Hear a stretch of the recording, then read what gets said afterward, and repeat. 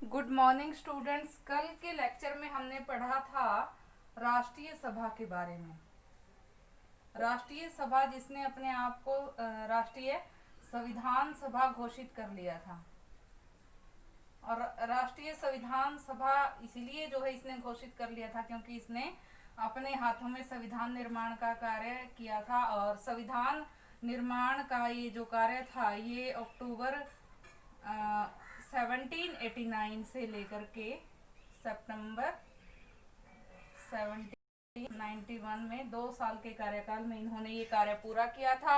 और 14 सितंबर 1791 को राजा ने जो है इसको आज्ञा दे दी कि ये जो इनके द्वारा तैयार के राष्ट्रीय जो संविधान है उसको जो है लागू कर दिया जाए। तो इस प्रकार से राष्ट्रीय संविधान सभा ने जो संविधान का निर्माण किया था, लोगों को क्या सामाजिक सुविधाएं प्राप्त हुई थी, क्या उनको जो है आर्थिक सुविधाएं प्राप्त हुई थी, आर्थिक क्षेत्र में ये अपने लक्ष्यों को पाने में कहाँ तक सफल रही संविधान सभा, और जो धार्मिक लक्ष्य थे वो कहाँ तक इन्होंने पाए। तो अभी तक जो है हमने पढ़ लिया था सामाजिक सफलताएं उसने क्या हासिल की, सामाजिक सफलताएं। उसके बाद जो है हमने बात कर ली थी नागरिक अधिकारों की घोषणा की।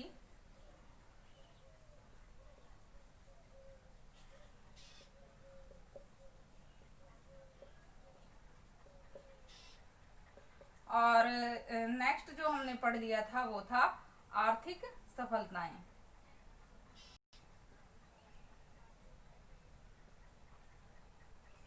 तो स्टूडेंट्स अब हम बात करेंगे नेक्स्ट जो सफलताएं उन्होंने प्राप्त की थी धर्म के क्षेत्र में, धार्मिक सफलताएं। धार्मिक सफलताएं तो जैसे कि हमने पहले पढ़ा ही है कि जो पादरी था या जो धार्मिक वर्ग था फ्रांस का, धर्माचार्य थे, उनके जो आचरण थे वो दूषित हो गए थे। जैसे कि फ्रांस के चर्च पे रोमन कैथोलिक जो है चर्च का प्रभुत्व था, फ्रांस के जो धार्मिक जीवन है उस पे रोमन कैथोलिक चर्च के जो पादरी थे, पोप या फिर जो भ्रष्ट हो चुके थे, उनका नैतिक पतन हो चुका था। उन्होंने जो है अपने धर्म कार्य को छोड़ करके अपने जीवन जो है विलासी जीवन के लिए जो है उन्होंने हथकंडे अपनाने शुरू कर दिए थे। जैसे जनता का वो शोषण करते थे, उनसे जो है अधिक मात्रा में वो कर वसूल करते थे, तो विभिन्न तरह के ऐसे अन्यायपूर्ण कृत्य वो करते थे। तो यहाँ पे जो राष्ट्रीय संविधान सभा ने संविधान निर्माण किया उसमें जो है उन्होंने धार्मिक सफलताएं क्या हासिल की। तो 1789 में जब संविधान का निर्माण किया गया था तो उसके अनुसार जो है 1790 में उन्होंने जो है मोस्ट्रीज और कुछ अन्य जो चर्च थे, मोस्ट्रीज का चर्च और कुछ अन्य जो चर्च थे, उनकी संपत्ति जब्त कर ली और उनकी संपत्ति को बदलकर कागजी मुद्रा में परिवर्तित कर दिया गया। और जो है संपत्ति फ्रांस की संपत्ति होगी, न कि चर्च की संपत्ति। दूसरा उन्होंने क्या सुधार किया, इसमें क्या सफलता प्राप्त की, वो थी 1790 में धर्माचार्यों के लिए नए कानून का जो है बनाया जाना। 1790 में एक नया सिविल संविधान जो है धर्माचार्यों के लिए बनाया गया, जिसमें ये प्रावधान किया गया कि जो ये आचार्य हैं, चाहे उसमें बिशप हैं, चाहे उसमें पादरी हैं, विस्काउंट हैं, या फिर चर्च का पोप है, ये जो सिविल संविधान है ये उनके लिए ही बनाया गया है। उसमें जो नियम लिखे गए थे उसके अनुसार जो है राजा ही चर्च के जो पादरी थे, पोप थे, उनको वेतन देगा। आम जनता से वो किसी तरह का कर नहीं लेंगे। दशांश जो पहले लेते थे उसको भी निषेध कर दिया गया और विभिन्न तरह के अन्य करों पे भी पाबंदी लगा दी गई। तो इस तरह से 1790 में धर्म आचार्यों के लिए नए विधान बनाए गए, नए कानून बनाए गए और उन कानूनों का पालन करना जो है उनके लिए अनिवार्य कर दिया गया। तो उससे जो है कुछ एक तो जो छोटे दर्जे के पादरी थे वो जो है खुश थे, लेकिन कुछ एक नाराज थे। यहाँ पे हुआ ये कि जब ये विधान बनाया गया तो पोप था जो यहाँ पे इससे जो है पोप पायस छठे पायस छठा था, तो वो काफी नाराज हुआ। उसने जो है ये घोषणा भी कर दी कि मैं जो है धर्म आचार्यों को, जैसे कि विश्व व्यापारी आते थे, मैं उन्हें जो उनके पद से जो है मुक्त कर दूंगा, या धर्म कार्य से उनको दूर कर दूंगा, या धर्म का जो है उनको श्राप दे दूंगा। तो इस तरह की जो है उसने सारे जो पादरी लोग थे विश्व पे एक और घोषणा ने इनके लिए जो अध्यादेश बनवाया था उसमें की गई थी कि जो ये जो पादरी हैं, पहले क्या था निर्माण से पहले कि 83 प्रांत थे फ्रांस के, और यहाँ पे 134 से जो बहुत ज्यादा थी, और वो जब शोषण करते थे और अपनी जेबें भरने में लगे रहते थे। यहाँ पे नए संविधान के अकॉर्डिंग 83 प्रांत है, तो हर एक शब्द चुना हट गई, और यहाँ पे जो है पोप पायस छठा इस बार उनकी संख्या कम हो गई, और दूसरा जो है विभिन्न यहाँ से नव निर्मित जो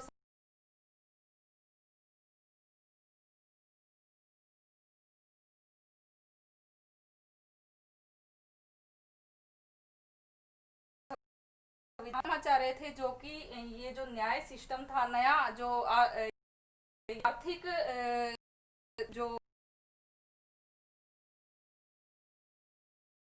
पाबंदियां लगाई थी उनको मानने वाला, यानी न्यायिक धर्माचार्य, न्याय व्यवस्था में जो है दूसरे तरह के, जो कि पोप पायस छठा के साथ थे, वो आचार्य कहलाए, क्योंकि वो ना तो सिविल को मान रहे थे, और वो पुरानी चली आ रही जो दूषित परंपरा थी उसके अनुसार ही वो वैसे ही रहना चाहते थे। तो इस तरह से अब फ्रांस का जो धार्मिक वर्ग था वो दो भागों में बट गया, न्यायिक धर्माचार्य और अन्यायिक धर्माचार्य। न्यायिक धर्म वो थे जो कि फ्रांस के जो सिविल संविधान इनके लिए बनाया गया था, पादरियों के लिए, धर्माचार्यों के लिए, वो मानने वाले थे, और जो नहीं मानते थे उनको अन्यायिक धर्माचार्य बोला गया। तो इस प्रकार से सुधार किए गए। तो इस घटना के बाद जो निम्न स्तर के पादरी थे धीरे धीरे उच्च वर्ग के जो बिशप थे, विस्काउंट थे, उनके साथ आने लगे, और कुछ एक जो लोग थे वो जो है न्यायिक पादरियों की ओर चले जाते गए, और यहाँ पे क्रांति का एक माहौल सा बन गया। यहाँ पे जो है दंगे भड़कने का सा यहाँ पे माहौल तैयार हो गया। लेकिन धार्मिक सफलताओं की जो है अवहेलना नहीं की जा सकती इसमें, क्योंकि यहाँ पे धर्म आचार्यों के आचरण पे जो है पाबंदी जो कसी गई थी वो उस समय की मांग थी, उस समय की आवश्यकता थी, वो जरूरी था। उसके बिना जो है आगे फ्रांस की जो आर्थिक स्थिति थी उसको जो है काबू नहीं किया जा सकता था। तो आगे जो सफलता प्राप्त की उसने वो ये थी। अब हम बात करते हैं प्रशासनिक सफलताओं की। प्रशासनिक सफलताओं की, प्रशासनिक सफलताएं। तो प्रशासनिक सफलताओं में हम बात करेंगे कि यहाँ पे पूरे फ्रांस में एक जैसी शासन व्यवस्था लागू कर दी गई। हालांकि 83 प्रांत थे, 83 प्रांतों में ये नहीं था कि हर प्रांत की अलग से ही कोई शासन व्यवस्था होगी। प्रांत थे, प्रांतों के अपने अपने जो है अलग अलग नियम होंगे, कायदे कानून होंगे, जैसे पहले होता था। एक जागीरदार के अंडर में जितनी भी भूमि आती थी, एक सामंत के अंडर में जितनी भी भूमि आती थी उसका वो मालिक होता था, उस पर नियम कायदे कानून वो खुद लगाता था। राजा के भी होते थे अलग से, और जो है जागीरदार का एक स्वतंत्र राज्य होता था। लेकिन यहाँ पे अब जब ये जो है नया संविधान बना तो यहाँ पे पूरे देश के लिए एक जैसे नियम बनाए गए, और उसमें 83 प्रांतों में जरूर बांटा गया, लेकिन उनके आपसी संबंधों को ध्यान में रखकर पूरे देश के लिए समान नियम बनाए गए। दूसरी जो प्रशासनिक सफलता थी, पूरे जो है फ्रांस है उसको बांटा गया था, और प्रांतों को बांटा गया था कम्यूनों में, सॉरी कैंटन में, कैंटन, और कैंटनों को बांटा गया था कम्यूनों में, और कम्यूनों को बांटा गया था गाँव में।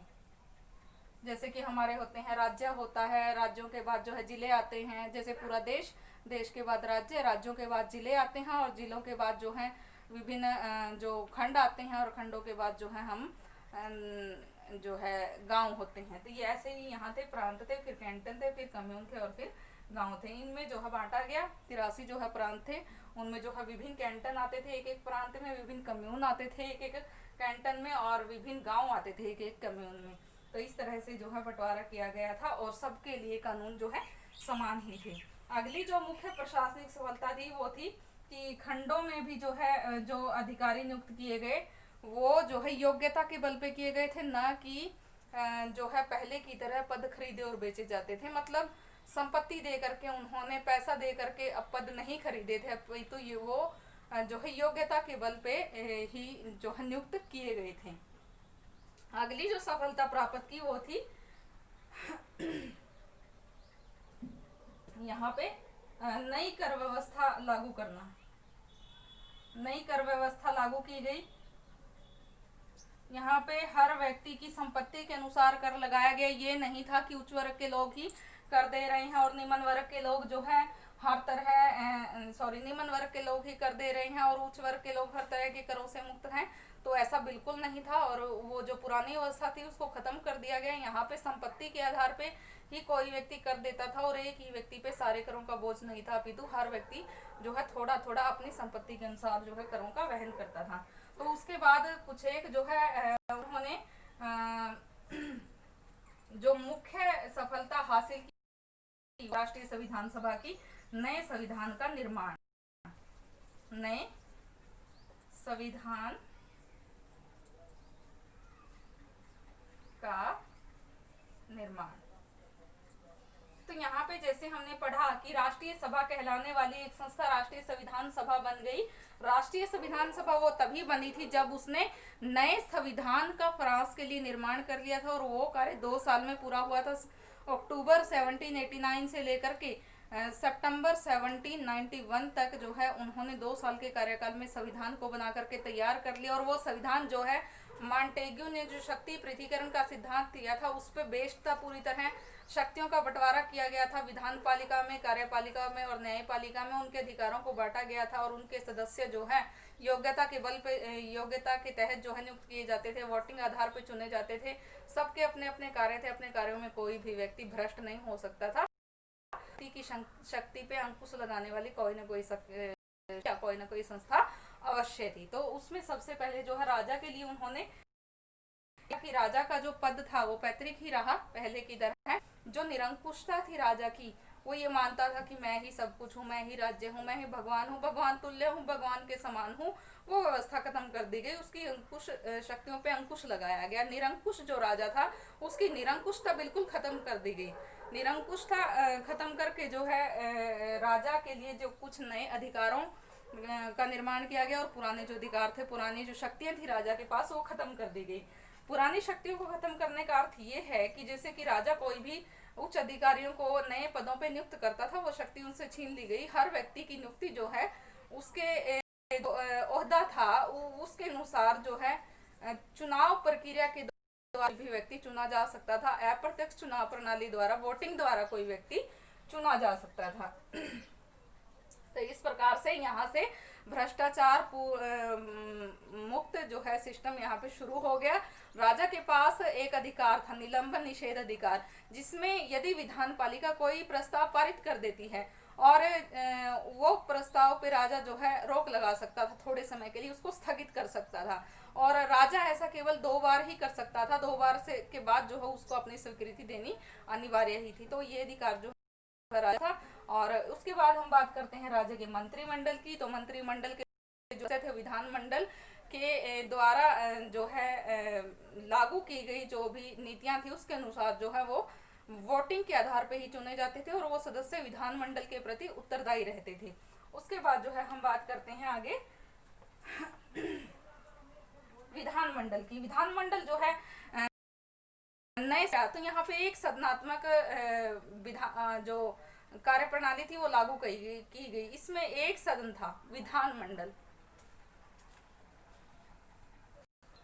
तो एक सदन था जो विधानमंडल। तो इसमें विधानमंडल के जो सदस्य 83 प्रांतों से चुने जाते थे। 745 जो सदस्य थे वो 83 प्रांतों से चुने गए थे, और विधानमंडल के से 745 जो सदस्य थे वो अप्रत्यक्ष चुनाव प्रणाली के द्वारा चुने गए थे।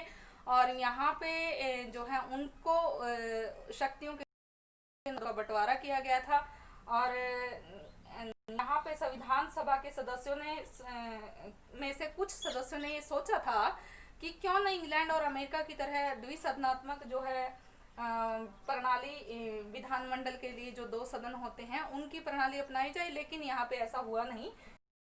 यहाँ पे एक सदन था और उसके 745 सदस्य 83 प्रांतों में से जो है अप्रत्यक्ष चुनाव प्रक्रिया के द्वारा चुने गए थे और उनके जो है पद, उनके ओहदे अलग अलग थे और शक्तियों का जो है बंटवारा किया गया था। तो इस प्रकार से विधानमंडल में कहते हैं कि बहुत सारे लोग थे जिन्होंने वोट दे करके यहाँ पे उन लोगों को चुना था। फ्रांस की जनसंख्या जो है 2 करोड़ 60 लाख बताई गई है कि उस समय फ्रांस की 2 करोड़ 60 लाख जनसंख्या थी, जिसमें 43 लाख लोगों ने वोट किया था। 43 लाख लोगों ने वोट करके 745 सदस्यों को चुना था। तो यहाँ पे अब सवाल ये उठता है कि 2 करोड़ 60 लाख जनसंख्या है और यहाँ पे 43 लाख लोग मतदान जो है कर वोट दे रहे हैं, तो बाकी के सदस्य क्या, बाकी के जो नागरिक हैं वो क्या कर रहे थे? तो बाकी के नागरिकों को जो है वोट देने का अधिकार नहीं था। यहाँ पे ये भी बात ध्यान देने योग्य है कि सभी लोगों को वोट देने का अधिकार यहाँ पे नहीं मिला था, अपितु जो बहुत ही निर्धन थे, गरीब थे, पेट भरने के लिए ही जो 2 वक्त की रोटी ही कमा सकते थे, उनको वोटिंग का कोई अधिकार नहीं था। और जो लोग कर देते थे, फ्रांस को जो कर देते थे और जो है उनको ही मत का अधिकार था। तो इस प्रकार से 43 लाख जनसंख्या ही जो है वोट दे सकती थी और उसने वोट दे करके 745 सदस्यों को जो है चुना था। 745 सदस्यों का यहाँ पे चुनाव किया गया था और नए विधानमंडल का यहाँ पे गठन किया गया था। तो जो लोग, जो सदस्य, जो नागरिक देश के कर देते थे और वोट दे सकते थे और जो है विधानमंडल के सदस्यों का चुनाव कर सकते थे, तो क्या कहा गया?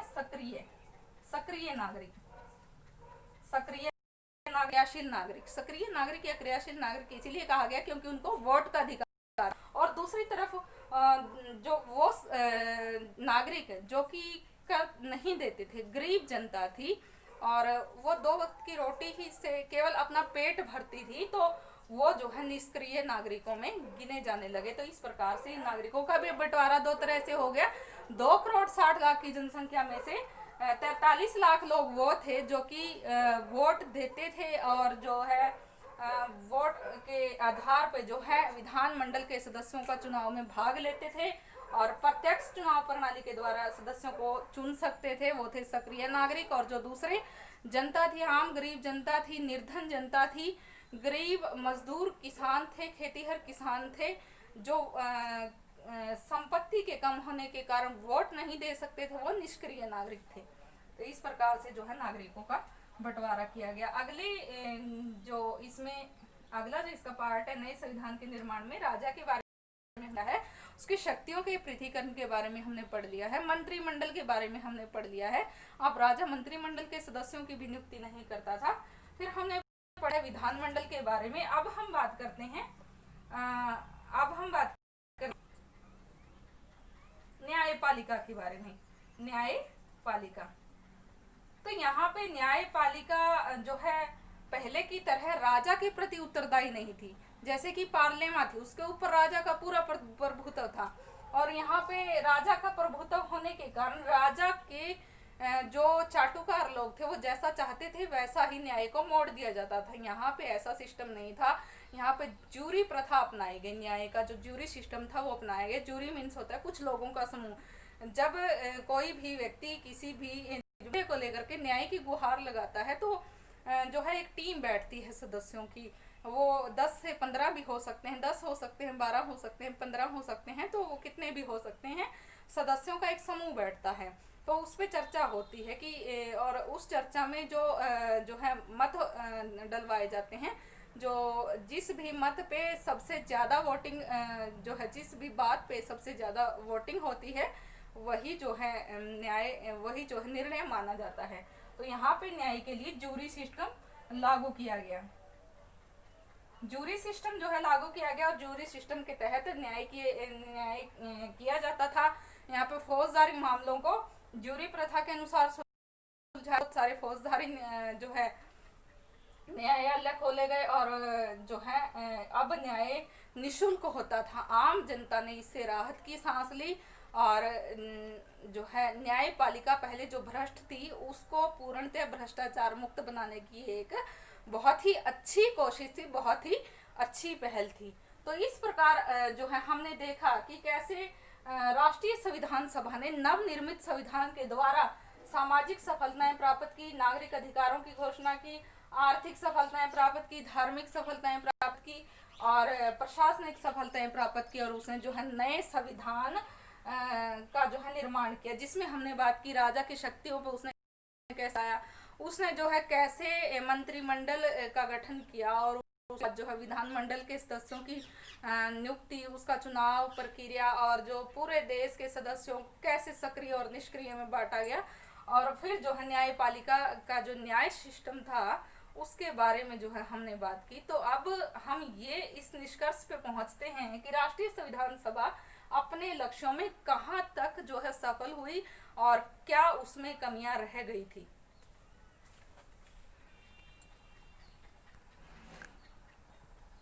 हालांकि राष्ट्रीय संविधान सभा ने काफी जो है महत्वपूर्ण कदम उठाए थे अपने लक्ष्यों को पाने के लिए और जो है अपने लक्ष्यों को इसने काफी हद तक पाया भी था। नागरिकों की घोषणा करके इसने सभी नागरिकों को समानता के दायरे में लाने की कोशिश की। सामाजिक रूप से काफी सारे जो है अधिकार आम जनता को भी दिए गए थे। सभी के साथ समानता का व्यवहार किया जाए, इसीलिए पूरे देश को जो है एक जैसी शासन व्यवस्था पूरे देश में लागू की गई थी। राजा की शक्तियों पर पूर्णतः जो है और राजा को फ्रांस का राजा ना होकर के फ्रांसीसियों का राजा उन्होंने बना दिया, यानी वो देश का राजा नहीं है अपितु जनता का राजा है। जनता की सेवा करना उसका कार्य है। बहुत सारी जो है राजा की शक्तियां थी उसे छीन ली गई, उनपे काफी जो है मात्रा में अंकुश लगाया गया। तो इस प्रकार से हमने इसके सारे ही सफलता की चर्चा की, लेकिन इतनी सारी सफलताओं के होते हुए भी इसमें कुछ ना कुछ कमियां रह गई। जैसे कि राष्ट्रीय सभा जब अपने जो है अस्तित्व में आई थी, जब साधारण वर्ग ने अपने आप को राष्ट्रीय सभा घोषित कर लिया था, तो उसमें काफी सारे मजदूरों का और किसानों का भी योगदान रहा है, क्योंकि जागीरदारों के प्रति उन्होंने अपने असंतोष को प्रकट करने के लिए विभिन्न तरह से जो है जगह जगह पे क्रांति को भड़काने में मदद की थी और शोषण के खिलाफ जो है उन्होंने जागीरदारों के खिलाफ इकट्ठे होकर के अपने जो है भड़काव दिखाया था। तो उससे जो है राष्ट्रीय सभा को प्रोत्साहन मिला था, लेकिन सभा ने किसानों के लिए कुछ खास कार्य नहीं किए। इसके विपरीत जो खेतीहर मजदूर थे, किसान थे, उनको राष्ट्रीय सभा ने वोट अधिकार ही नहीं दिया, उनसे वोट देने का अधिकार ही छीन लिया। तो आम जनता को वोट देने का अधिकार नहीं था, तो कहाँ समानता थी। तो ये जो समानता की ये बात कर रहे थे, सभी लोगों के लिए समान कानून है, समान शासन व्यवस्था है, उसमें ये खरे नहीं उतरे और जो है असमान वितरण के कारण जो है ये इन कमियों के रहते जो है अपने लक्ष्यों को नहीं पा सके। तो अंत में जो है इन्होंने क्या किया, आत्म समाप्ति अध्यादेश जो है इन्होंने पास किया, आत्म त्याग आदेश जो है इन्होंने पास किया, जिसके अनुसार जो है कोई भी व्यक्ति इस का सदस्य, असेंबली का सदस्य अब नहीं बन सकता था इस आदेश के पास होने के बाद। और जो है 2 सालों में जो है इन्होंने जो संविधान निर्माण किया था, तो 21 सितंबर को राष्ट्रीय संविधान द्वारा बनाए गए संविधान को सम्राट ने स्वीकृति दी थी और 30 सितंबर को जो है राष्ट्रीय संविधान सभा समाप्त हो गई। तो यहाँ पे ये अपने लक्ष्यों को पूर्ण रूप पा सकी, जिसके कारण जो है इसका अंत हो गया। हालांकि काफी सफलताएं की, लेकिन फिर भी पूर्ण रूप से अपने लक्ष्यों को नहीं पा सकी। स्टूडेंट्स, तो हमने बात की पिछले लेक्चर में और इस लेक्चर में, तो यहाँ पे हमने 2 लेक्चर राष्ट्रीय संविधान सभा के विषय में, उसकी सफलताओं के विषय में, उसके कार्यों के विषय में डिटेल से पढ़ा। तो इसको आप ध्यान से पढ़ेंगे। यहाँ पे सामाजिक सफलताएं उन्होंने क्या हासिल की, नागरिक अधिकारों की घोषणा जो है उसमें जो है नागरिकों के लिए क्या सुविधाएं थी, आर्थिक सफलताएं जो है उन्होंने क्या हासिल की, धार्मिक सफलताओं की चर्चा करेंगे हम, प्रशासनिक सफलताओं की चर्चा करेंगे और जो नवनिर्मित संविधान था उसमें क्या बातें थी, राजा के लिए क्या प्रावधान थे, मंत्रिमंडल के लिए क्या प्रावधान थे, विधानमंडल के लिए क्या प्रावधान थे और न्यायिक सिस्टम जो है आगे कैसे चला। तो ये जो है हमने बात की 2 लेक्चर्स में, तो इसको बड़े ध्यान से पढ़ेंगे क्योंकि ये एक पहल थी क्रांति की, ये एक आगाज था जिसने जो है आने वाले समाज के लिए जो है कदम रखने शुरू कर दिए थे। एक अच्छी शुरुआत की इन्होंने पहल कर दी थी। तो एक अच्छी शुरुआत यहाँ से हो गई थी, क्योंकि फ्रांस का जो संविधान है यूरोप का पहला लिखित संविधान कहा जाए तो गलत नहीं होगा, बल्कि पूरे विश्व का पहला लिखित संविधान था। तो यहाँ पे पूरे विश्व को जो है इन्होंने एक लिखित संविधान का जो है संदेश दिया था कि संविधान है जो उसके नियम है वो लिखित रूप में हो तो जो है सारे देश के लिए और आम जनता के लिए वो काफ़ी सुविधाजनक होते हैं। तो इस प्रकार से लिखित संविधान जो है फ्रांस की जो राष्ट्रीय संविधान सभा थी उसने जो है फ्रांस को ही नहीं अपितु पूरे विश्व के लिए एक ये जो है नवीन प्रेरणा का स्रोत थी। तो इस प्रकार से हमने राष्ट्रीय संविधान सभा के कार्यों की चर्चा की। कल हम पढ़ेंगे व्यवस्थापिका सभा के बारे में डिटेल से। आज के लिए इतना काफ़ी है स्टूडेंट्स, धन्यवाद।